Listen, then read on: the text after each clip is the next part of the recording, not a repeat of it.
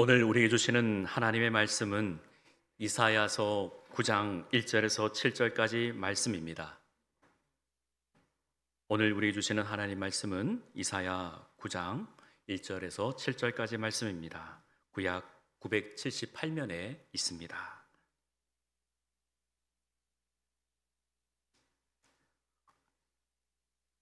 한 절씩 교독하도록 하겠습니다.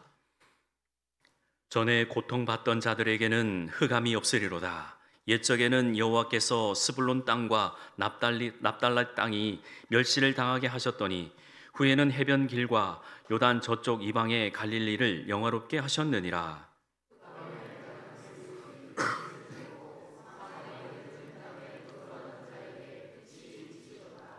주께서 이 나라를 창성하게 하시며 그 즐거움을 더하게 하셨으므로 추수하는 즐거움과 탈취물을 나눌 때에 즐거움같이 그들이 주 앞에서 즐거워하오니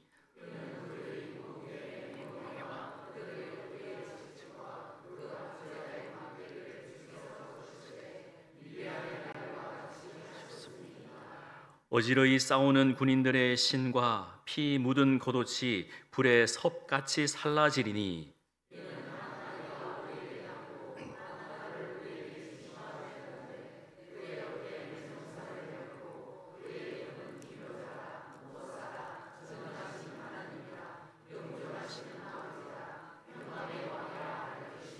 같이요. 그 정사와 평강의 더함이 무궁하며 또 다윗의 왕자와 그의 나라에 군림하여 그 나라를 굳게 세우고 지금 이후로 영원히 정의와 공의로 그것을 보존하실 것이라. 만군의 여호와의 열심히 이를 이루시리라. 아멘. 이제 대림절을 앞두고 오늘은 왕이신 그리스도 주일을 오늘 우리 하나님께 예배로 나아갑니다. 그리고 마음을 드립니다. 이 예배 시간은 우리의 전인격적으로 머리부터 발끝까지 그리고 우리의 속마음까지 하나님께 다 내어드리는 귀하고 복된 이 시간입니다. 부족한 종이 말씀을 대언하지만은 여러분들 삶의 자리에서 이 모양 저 모양 그러한 일들 또 기도 제목들 있지 않겠습니까? 이 시간은 세상과 나는 간 곳 없고 오직 우리를 구속하신 주만, 우리 주님께만 하나님의 마음을 우리가 다 드리는 귀하고 복된 이 시간이 되기를 소망합니다. 여러분들이 하나님께 조금 드리고 요것만 드리고 아니 그냥 하나님은 내 기도 안 들으시겠지가 아니라 오늘 여러분들이 아시는 만큼 또 깨달으시는 만큼 또 믿으시는 만큼 그 수준을 넘어서 하나님께서 여러분들의 삶의 자리를 두루 다 감찰하시고 함께 해주실 줄 믿습니다. 여러분들이 온 마음과 정성을 다해서 최선을 다해서 예배에 참여하시고 드리시기를 바랍니다. 어느 교회 학교에 있었던 일입니다. 전도사님이 질문을 했습니다. 아이들에게. 얘들아, 너희는 이 성경 안에 무엇이 있는지 알고 있니? 그래서 한 아이, 똘똘한 아이가 네, 저요! 하고 손을 바짝 들었습니다. 그래. 너는 이 성경에 무엇이 들어있니? 했더니 저는 다 알고 있어요. 그럼 한번 말해볼래? 그랬어요. 우리 엄마 성경에는요, 헌금 주보가 들어있고요. 우리 엄마 성경에는요, 또 치킨 쿠폰 2장이 들어있고요. 우리 엄마 성경에는요, 사실 10,000원짜리도 들어있어요. 그리고 전도사님, 우리 누나 성경에는 뭐가 들어있는 줄 아세요? 그랬더니 전도사님이 그래, 무엇이 들어있는데 우리 누나 성경에는요, 연애 편지가 들어있어요. 참 재밌는 아이죠. 언제 또 엄마 성경과 누나 성경을 뒤져봤는지. 여러분들의 성경에는 무엇이 들어있습니까? 여러분들의 성경에는 또 주보도 들어있을 것이고 또 헌금 봉투도 들어있을 것이고 또 책갈피도 들어있을 것이고 또 여러 가지가 들어있을 것입니다. 새해 초에 또 마음을 새롭게 하면서 한번 일독해보자 하고 성경을 딱 구입했는데 나중에는 이렇게 부풀어지더라고요.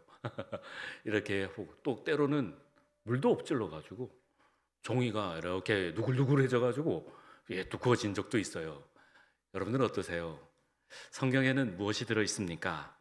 오늘 이 시간에 삶의 자리에 나갈 때 내 성경에는, 우리 각자의 성경에는 예수 그리스도가 들어 있구나 하고 깨달으시기를 주의 이름으로 축원합니다. 다른 것이 없습니다. 저와 여러분들이 가지고 있는 이 성경에는 예수 그리스도, 우리 주님께서 계십니다. 여러분, 우리가 위인전을 읽으면, 가령 이순신 장군의 위인전을 읽으면은 이순신 장군의 이야기가 가득 들어 있습니다. 그리고 세종대왕의 이야기를 읽으면, 위인전을 읽으면 줄곧 세종대왕에 관한 이야기가 쭉 들어 있지요. 그러면 여러분들이 들고 다니시는 이 성경책은 곧 예수 그리스도의 이야기입니다. 처음부터 끝까지. 정말 그럴까요? 한번 읽어보신 분들은 다 아시겠지만 모두가 성경 66권 전체가 다 예수 그리스도의 이야기입니다. 오늘 본문에서도 이야기하고 있지만 예수님의 별명에 대해서, 또 별칭에 대해서 말씀하고 있지요. 기묘자다, 모사다, 전능하신 왕이다, 평강의 왕이다. 그래서 오늘 평강의 왕 예수 그리스도라는 제목을 가지고 함께 말씀을 살펴보고자 합니다. 첫 번째, 예수 그리스도의 이름은 기묘자입니다. 기묘자란 뜻은 놀랍다라는 뜻이죠. 요즘 사람들은 웬만한 일 가지고는 잘 놀라지 않습니다. 깜짝깜짝한, 진짜 우와 할, 제가 봐도 놀랄 일인데 별로 사람들이 놀라지가 않습니다. 왜냐하면 더 놀라운 일들을 경험해 왔기 때문에 그런 것 같아요. 이러한 이야기를 들으면은 진짜 까무러칠 정도로 놀라운 이야기고, 정말 지금 이 상황에, 우리 상황에서 일어나는 일일까 할 정도로 되는 이야기지만 별로 사람들이 놀라는 게, 그 기색을 볼 수가 없어요. 여러분들께서 예수 그리스도께서 나를 구원해 주셨다는 것에 매일마다 놀라고 계십니까? 예수님께서 나를 구원해 주신 것에 대해서 깜짝깜짝 놀라고 계십니까? 오늘도 예배 드리면서 예수님이 나의 주님이시다라는 사실에 놀라시길 바랍니다. 아멘 하시길 바랍니다. 예수님께서 나를 구원해 주셨다. 나의 죄가 다 씻겨졌다. 나의 죄사함이 다 해결되었다. 놀라운 일 아닙니까? 정말 놀라운 일이지요. 저는 정말 허물이 많아요. 정말 깜빡깜빡 잘 잊어버리고, 올라올 때도 뭔가가 놔두고 온 게 없나. 꼭 차를 타러 가면은 아이고 깜빡했네, 돌아와가지고 뭐 하나 놔두고 오고, 아까 우리 당회원 모임할 때도 교회 광고를 해도 뭔가 다 전하지 못한 그런 아쉬움도 있고 얼마나 깜빡깜빡 잘하고 부족하고 연약한지 모릅니다. 여러분들도 그러시죠? 꼭 가다가 아이고 집에 열쇠를 놔두고 왔네, 아이고 내 핸드폰 놔두고 갔네. 그럴 때마다 기뻐하십시오. 감사하십시오. 그것을 깨닫게 해주신 하나님께 감사하고, 그런 다 사연 있고 우리 부족하고 연약하지만 하나님께서 우리와 함께 하신다는 것에 놀라워하시길 바랍니다. 우리가 하나님을 믿고 있다는 것도 놀라운 일이고, 하나님이 우리를 택해 주셨다는 것도 놀라운 일이기 때문에 우리는 하나님을 보고, 우리 예수님을 보며 기묘자다, 놀랍다 하는 거죠. 기묘자를 영어로 원더풀입니다. 원더풀, 놀랍다라는 거예요. 어떤 위인도, 어떤 분도 예언으로 이 땅에 오신 분이 한 분도 없습니다. 가령 어머니나 또 가족 친지들이, 저나 여러분들이 태어나실 때 태몽은 꾼 적 있으시죠? 태몽은 꿔봤다, 내가 태몽 꿔줘봤다. 태몽은 가끔 들어본 것 같아요. 하지만 구약의 모든 예언자들이 예수 그리스도를 예언함으로 나오신 분은 오직 유일하신 우리 주님이십니다. 예수님은 수많은 예언으로 태어나셨죠. 아담에게 여인으로 후손으로 오실 것이 예언되었습니다. 창세기 3장 15절 말씀에 사탄에게 분명히 하나님께서 말씀하십니다.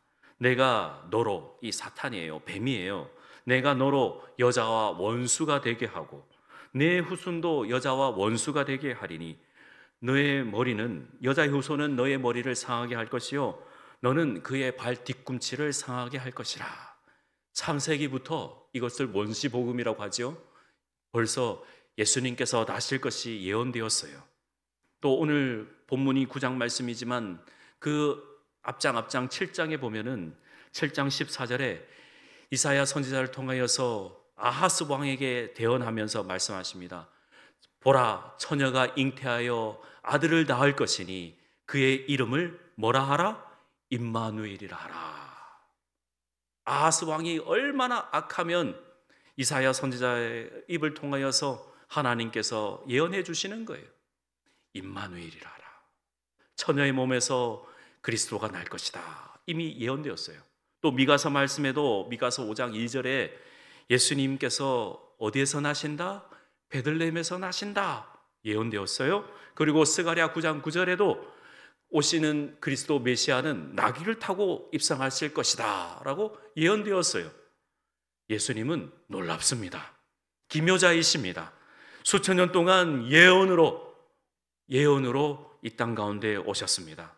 그래서 우리는 예수님을 믿는다 그러면 믿는 나도 놀랍지만 우리 예수님께서 이 땅 가운데 오셨다는 것에 더 경이롭게 놀라워하시며 하나님을 맞이하는 저와 여러분 되기를 바랍니다.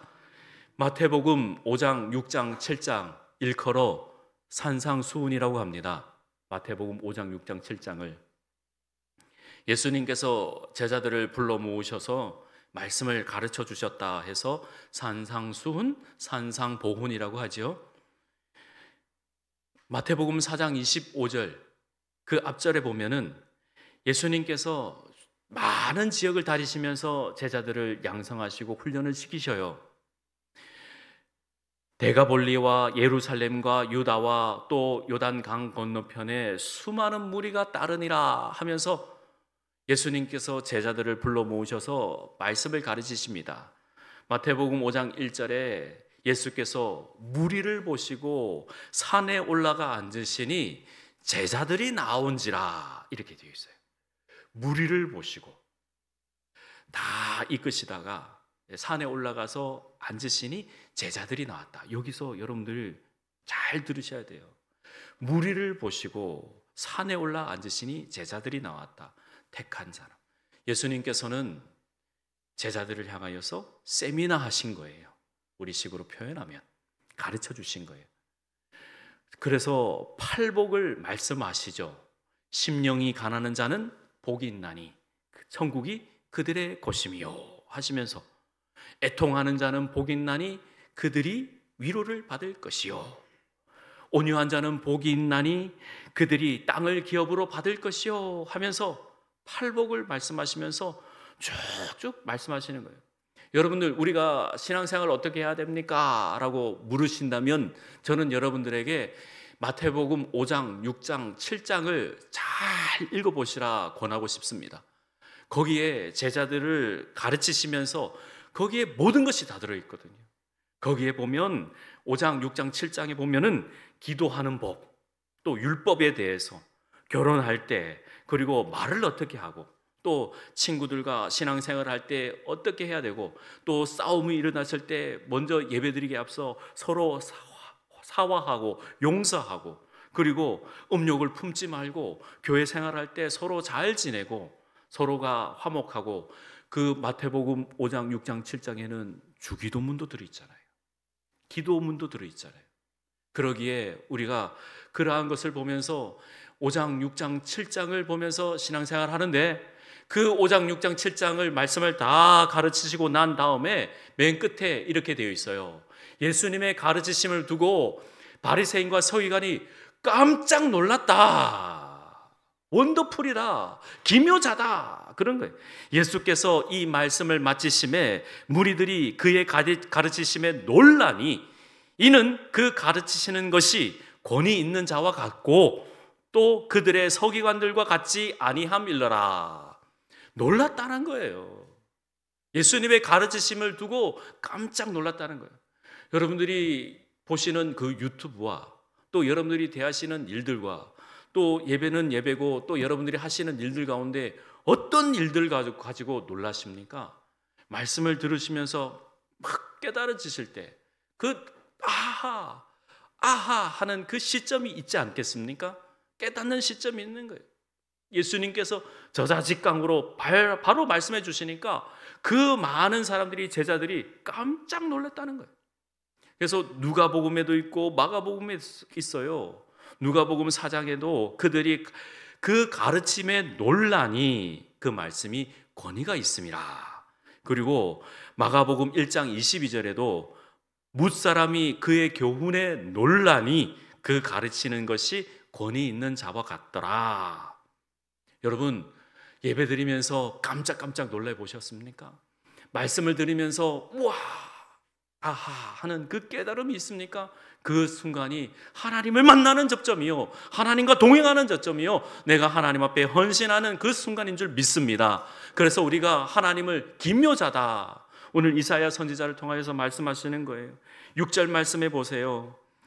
이는 한 아기가 우리에게서 낳고 한 아들을 우리에게 주신 바 되었는데 그의 어깨는 정사를 메었고 그의 이름은 기묘자다 하는 거예요.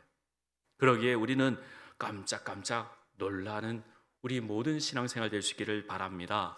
두 번째로는 우리 예수님은 전능자이십니다. 전능자. 어느 한 사회사업가가 무려 25년간 그의 재산의 거의 전체를 다 들였다 하는 거예요. 사회복지가가 무려 4조 원이나 되는, 나중에 계산해 보니까 엄청난 액수예요. 부자도 부자지만은 남몰래 기부하는 금액이 그렇다라는 거예요. 오른손 한 일을 왼손이 모르게 그렇게 하다가 왜 이렇게 하게 되었나, 승승장구하다가 친구들과 함께 마라톤 경기를 뛰다가 갑자기 심장에 무리가 와가지고 그 자리에서 펄쩍펄쩍 하고 쓰러졌답니다. 그래서 주변의 도움으로 인해서 겨우 살아나게 됐는데, 자신의 인생이 이렇게 뭐 별거 없구나 하면서 자신의 인생을 의미 있는 곳에 이제 살아보자 했던 거예요. 그러면서 깨달았던 게, 아무리 좋은 신발장에 나열되어 있는 이 신발도 지금 신고 있는 게 한 켤레 이 신발뿐이고, 아무리 좋은 시계를 차도 지금 차고 있는 이 시계가 뭐 비싼 시계라도 똑같이 흘러가는 시계고, 또 아무리 좋은 음식을 먹어도 똑같이 죽는데 무엇이 우리에게 유익할까? 내가 가지고 있는 재산을 어려운 곳에 흘려보내자 하면서 다 그렇게 했다라는 것입니다. 저는 말씀을 묵상하면서 하나님이 전능하신 하나님이시기 때문에, 하나님, 그 전능하신 하나님이 우리의 삶의 자리를 두루두루 감찰하시고 인도해 주실 때 그 전능하신 하나님의 그 능력에 그 조금이라도 우리 성도들의 그 삶의 자리를 지키시면 안 될까? 하나님 전능하시다면서요. 하나님은 전능하신 분이라면서요. 그러면 그 전능하신 그 하나님의 그 능력이 우리의 성도들의 그 삶의 자리를 조금이라도 지키시고 보호하시고 이끄시면 아니 됩니까? 라고 날마다 기도하는 것입니다. 하나님은 전능하신 능력을 아끼지 않으시는 분이신데 왜 우리의 삶은 이렇습니까? 원망하지 마십시오. 지금도 하나님께서는 우리와 함께 하신 줄 믿습니다. 그 전능하신 하나님의 능력이 우리를 지키시고 보호하신 줄 믿습니다. 이것이 바로 믿음입니다. 4절 말씀에 보면은, 이는 그들이 무겁게 맨 멍에와 그들의 어깨의 채찍과 그 압제자의 막대기를 주께서 꺾으시되 미디안의 날과 같이 하셨음이니라. 우리의 삶의 자리는요, 여전히 무겁게 맨 멍에가 있고요, 또 계속해서 우리에는 어깨에 채찍이 있고요, 우리의 삶의 자리에서는 우리를 억누르는 그 압제자의 막대기가 있습니다. 늘 우리의 삶의 자리는 있습니다. 예배를 드리고 난 이후에도 삶의 자리에 나가면은 여전히 우리에게는 그러한 사명감, 두터운 무거운 그 사명감이 우리에게는 있습니다. 무겁게 맨 멍에, 그리고 어깨에 채찍, 그리고 압제자의, 나를 지키시고 또 나를 보호하시는 하나님이 눈에 보이지 않고 그 압제자가 나를 누르는 그런 막대기가 우리의 삶의 자리에 있습니다. 그럴 때 여러분은 어떻게 하십니까? 전능하신 하나님을 바라보시길 바랍니다. 여전히 우리의 삶의 자리에 멍에와 채찍과 막대기가 있다 하더라도 하나님께서는 그 모든 것을 걷어내시기를 원하고 전능하신 하나님을 바라보기를 원하고 계신다라는 것입니다. 그러기에 우리는 하나님 앞에 나와 기도하는 겁니다. 마지막으로 세 번째, 예수님은 평강의 왕이십니다. 제가 기독교 방송을 듣다가 아나운서가 도입부에 재밌는 이야기를 해주는 거예요. 그게 딱 얘기 들려가지고 어느 5살 아이가 엄마와 슈퍼마켓을 가는데 갈 때마다 엄마 이거 사줘, 엄마 저거 사줘 계속 이렇게 말하잖아요. 엄마가 그게 굉장히 귀찮죠. 그래서 얘야, 이번에 슈퍼마켓 갈 때 너는 절대로 이거 초콜릿 사달라고 하면 안 돼. 킨더 초콜릿 사달라고 하면 안 돼. 그렇게 명심하고. 네 엄마, 제 안 사달라고 할게요. 너 만일에 사달라고 하면 나 놔두고 온다. 네 하고 애가 했어요. 그래서 카트를 이렇게 밀고 가는데 눈에 보이잖아요. 눈에 이렇게 보이잖아요. 그런데 본능적으로 말하죠. 엄마 초콜릿 사주면 안 돼요 하니까 엄마가 네 봐, 내가 사주면 안 된다 했지. 사달라 하면 안 된댔지. 사달라 하면 혼난댔지. 너 놔두고 간다. 엄마 마지막이에요. 이 5살 아이가 엄마 마지막이에요. 사주세요. 그러니까 안 돼. 약속했잖아. 절대 안 돼. 그렇게 말을 한 거예요. 근데 이제 애가 이제 침묵하고 있는데 이제 계산대에 가니까 이제 점점 멀어지는 거예요. 아이의 입장에서는 이제 더 이상 어떻게 하겠어요? 이제 매달려야 되잖아요. 엄마 초콜릿 사주세요. 그러니까 엄마가 안 돼. 그러니까 이 아이가 뭐라고 했냐면 나사렛 예수 그리스도의 이름으로 명하노니 엄마 초콜릿 사주세요. 아주 큰 소리로. 그러니까 주변 사람들이 그 이야기를 듣고 난데 빵 터져가지고 주변 사람들이 내가 사줄게 그래갖고 무려 20개나 얻어왔다고. 재밌죠. 와, 저는 뉴스 그 라디오를 듣다가 그 아나운서의 이야기를 듣다가 와, 참 대단한 아이를 놓으셨다 그런 생각이 들었습니다. 여러분, 어느 정도 누리셔야 평안이 임하십니까? 어느 정도 받으셔야, 내 수중에 내 포켓에 어느 정도의 돈이 있어야 평안을 누리십니까? 세상을 보며 그 찬양 있죠? 세상을 보며 예, 만족이 없어요. 만족을 못 느껴요. 우리의 구조는 만족이 없어요. 우리의 심령에는 예수 그리스도가 가득 차져 있어야, 예수님이 함께 하셔야 만족을 누리고 평안을 누립니다. 하나님께서 함께 해주시면은, 하나님께서 우리를 붙드시면 이 아이같이 이제 멀어지는 초콜릿 보면서 나사렛 예수 그리스도 이름으로 하니까 응답을 받는 것처럼 우리의 삶에도요, 평안이 임하기 위해서는 나사렛 예수 그리스도 이름이 우리의 삶을 앞장서 가야 되는 것입니다. 청년 때 한참 성경 공부하면서 이런 말씀을 들은 게 저의 가슴에 새겨져 있습니다. 내 능력에 맞는 일을 구하지 말고 일에 맞는 능력을 구하라. 한 번 더 할게요. 내 능력에 맞는 일을 구하지 말고 일에 맞는 능력을 구하라. 우리 교회가 이만한 사이즈다 하면 이만한 사역을 해야 되지 않습니까? 결단코 그렇지 않습니다. 우리 각자가 품은 그 비전이 무엇입니까? 여러분들의 삶의 자리에서 해야 될 그 사명이 무엇입니까? 그 상황 가운데에 하나님, 나 이거 하고 싶은데 능력을 부어 주시옵소서. 능력을 하나님께서 마음껏 부어 주시옵소서. 그래 우리가 기도해야 하는 것입니다. 내 능력에 내가 요만큼 있으니까 이만큼만 일할게요. 하나님은 결단코 그걸 원하지 않습니다. 여러분들의 삶의 자리에서 바라고 원하시는 것, 하나님께서 정말 바라고 원하시는 것이 내 그릇이 요만하니까 내 이것만 일할게요. 하나님은 그 일까지도 걷어가 버리시는 것이 우리 하나님께서 하시는 일이다라는 겁니다. 우리 예수님께서는 이 땅 가운데 오셔서 미약하게 오셨지만, 연한 순같이 오셨지만 놀라운 일을 하시고 경이로운 일을 하시고 전능한 일을 하시고 평강의 일을 하시면서 우리 모든 인류의 죄를 대속하신 분인 줄 믿으시길 바랍니다. 우리 주님께서는 이러한 분이시다라는 것입니다. 말씀을 맺습니다. 영국에 있었던 일인데 어느 모임 가운데에 귀족들이 쭉 앉아 있는데 여왕이 이렇게 들어왔다고 합니다. 들어왔는데 귀족들이 이제 여왕이 왔으니까 예를 차린다고 다 일어난 거죠. 그래서 여왕이 합니다. 다 앉으세요. 다 앉으세요.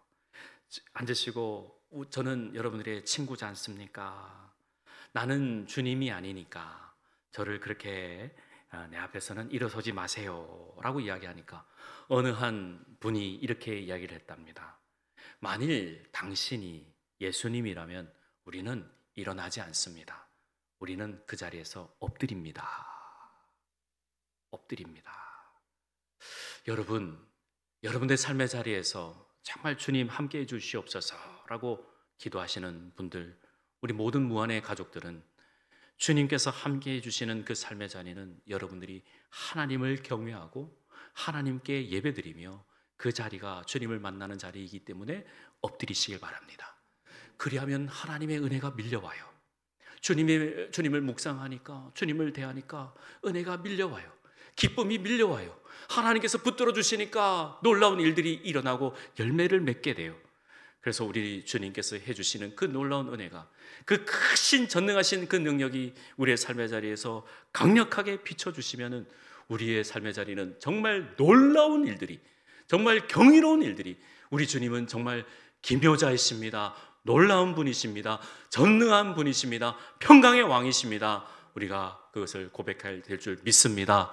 오늘 왕이신 그리스도 주일을 맞이하여 이제 12월 한 주간 쭉 묵상하는 이 말씀들은 우리 주 예수 그리스도입니다. 그 아기 예수로 이제 나오시면서 우리에게 모든 것을 보여주시며 우리의 죄를 대속해 주시기 위해 그 높고 높은 그곳에서 이 낮고 낮은 자리로 구유에 누이시며 우리의 죄를 대속해 주시기 위한 그 예수님께서 오셨다라는 것입니다. 그 만나는 그 자리마다 우리 주님을 경외하며 엎드리며 주님을 맞이하시며 한 주간도 승리하시기를 주의 이름으로 축원합니다. 기도하겠습니다. 하나님 아버지 감사합니다. 오늘도 주님께서 늘 함께 해주시고 기묘자라 모사라 전능하신 영존하신 하나님이시다. 우리가 고백하며 승리하는 우리의 인생들, 우리의 삶이 되게 인도하여 주옵소서. 감사하고 예수님의 이름으로 기도합니다. 아멘.